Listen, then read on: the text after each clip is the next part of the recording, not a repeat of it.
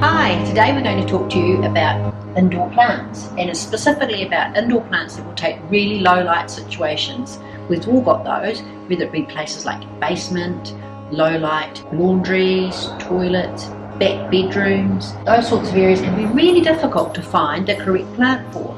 And I've got Rhonda here today to talk to you about just the right plant for the right place. Thanks, Jill. So we're looking at plants for really low light places today.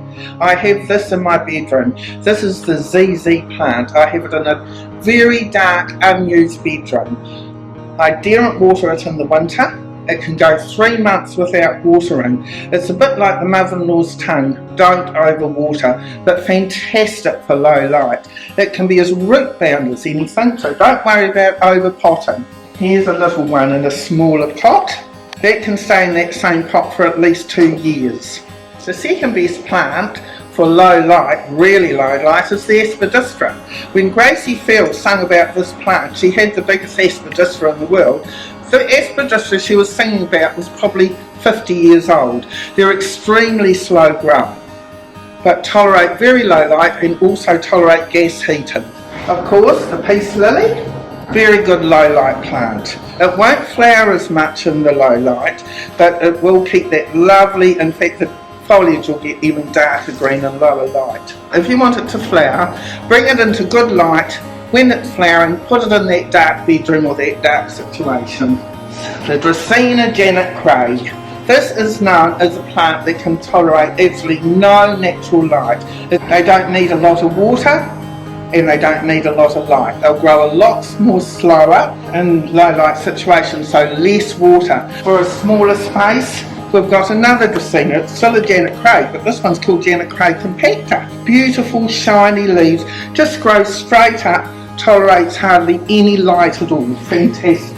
Rhonda, that little Janet Craig, that'd be fabulous for a cold back office, wouldn't it? It would. It takes really no room whatsoever. Yes, it just grows straight up, So like a feather duster. It'll give you some greenery Yes. without taking up any space. Yes. And most of these can take it really, really cold too, can't They can take it cold, but the colder the room, the less water. Another really good plant for low light is the palm.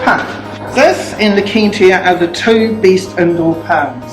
So here you have Kentia, which grows a lot bigger, and the parlour palm, which stays lovely and compact, will get to about a metre and a half eventually. Fabulous plant. Just keep evenly moist in the summer, let it dry out a little bit in the winter. This little one in this little pot, multi-plants, they look better. That can stay in that same pot for at least 2 to 3 years. So don't over pot, and when you do pot it up, just one size bigger. So we have a lovely array of plants that will tolerate low light. The ones that I mentioned are the 5 best, but the spider plant can tolerate low light. The colour will fade slightly, but it can grow in low light.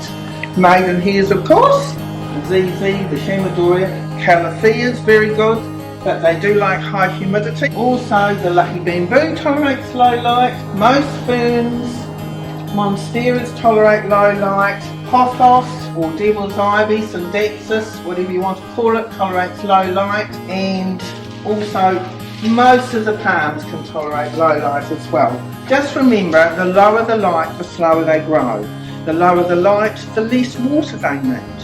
Hope that helps with your problem area of indoor plants.